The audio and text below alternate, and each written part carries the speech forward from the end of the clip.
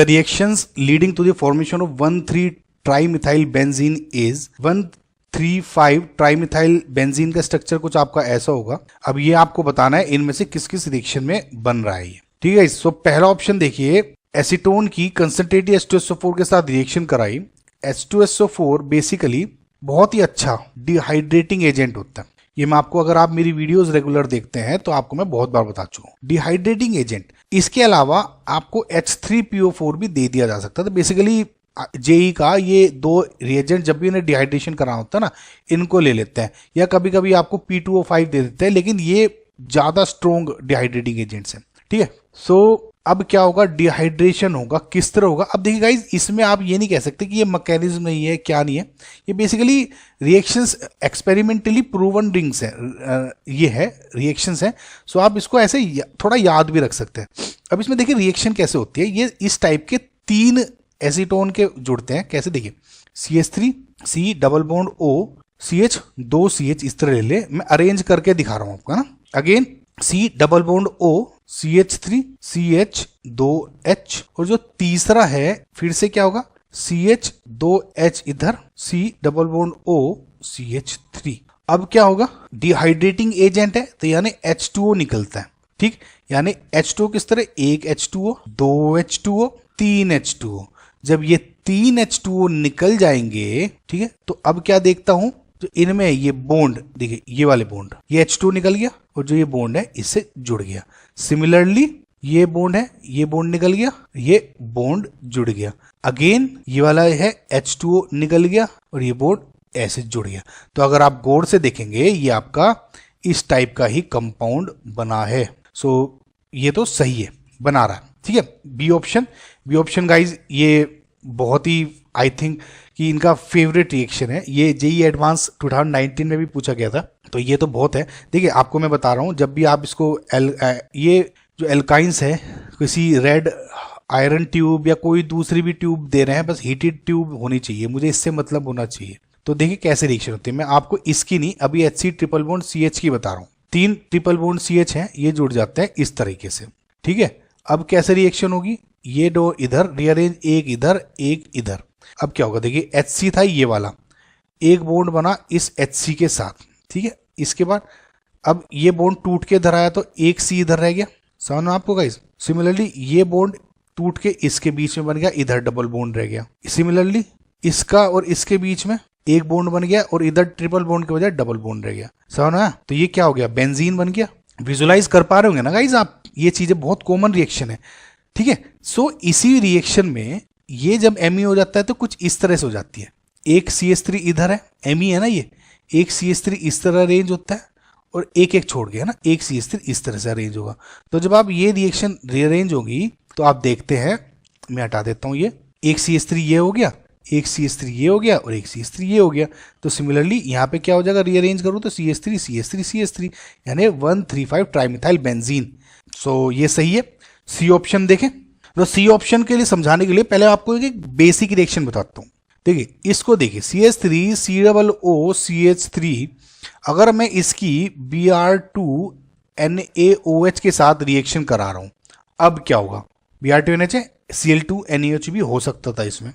अब देखिए इसमें क्या होता है, NaOH है, OH नेगेटिव इसमें ये देता है, एक बेस है, तो ये जो CH3 है ना, इसका एक H को ये फैच कर लेता है, ठीक है, समझना। अब ये जब इसको फैच कर लेगा तो C double bond O CH2 negative रह गया इधर और ये H2O बन गया। ये बॉन्ड रीअरेंज होता है इस तरह से, और इस तरह से होने के बाद अब देखिए गाइस, ये मैं आपको सिर्फ समझाने के पर्पज से बता रहा हूं आपको, आप इसको डायरेक्ट भी कर सकते हैं। ये इस तरह O नेगेटिव और डबल बॉन्ड CH2 होता है, ठीक। ये बॉन्ड फिर से रीअरेंज होगा और ये बॉन्ड फिर से ब्रेक होके वापस इसमें आ जाता है, समझ में। तो इसका मतलब जब मैं रिएक्शन करता हूं तो मैं डायरेक्ट यहीं से कर सकता हूं। अब Br के साथ रिएक्शन करेगा, ये अटैक इस पे करता है और ये बॉन्ड ब्रेक हो जाता है। तो मैं ये देखता हूं CH3 COO CH2 Br बन गया। अब इसका मतलब जो ये CH2 था, अब इसमें एक H हट के अब Br जुड़ गया, समझ में आपको, ये वाला। लेकिन अब भी 2 H और हैं इसमें, तो इसका मतलब ये 2 बार रिएक्शन और होती है, और जो फाइनली ये जो आपका जो प्रोडक्ट बन जाएगा, ये जो 3 H थे CH3 के, तीनों Br से रिप्लेस हो जाते हैं।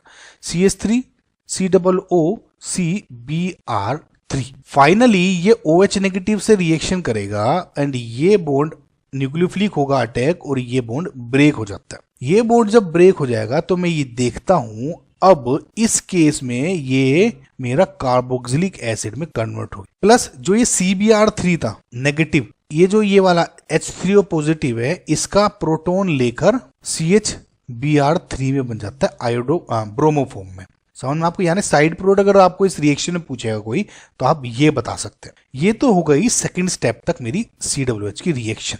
अब क्या होगा, सोडा लाइम रिएक्शन, यानी CaO के साथ रिएक्शन हो रही है, हीट कर रहा हूं NaOH CaO, soda lime decarboxylation reaction होगी ना।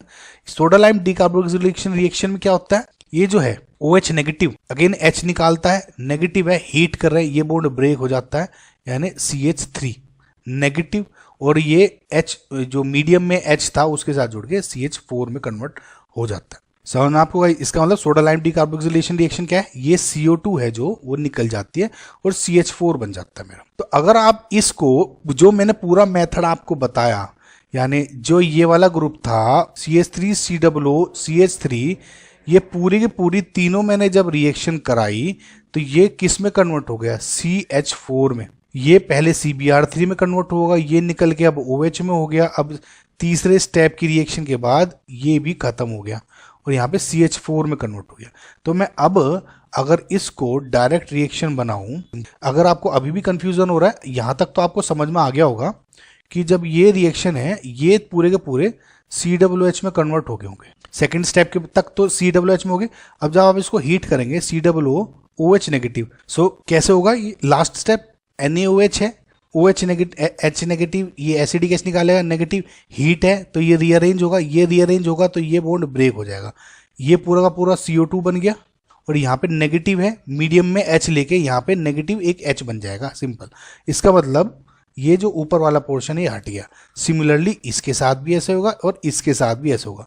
आई होप गाइज आप समझ पाए होंगे कुल मिला के। तो ये जो ऑप्शन है ये गलत है, डी ऑप्शन बहुत ही ईजी, समझ में गए होंगे आप क्या क्लीमेंशन रिडक्शन रिएक्शन होते हैं, ये भी बहुत फेवरेट रिएक्शन है इनकी, 2019 एडवांस में ये पूछा गया था।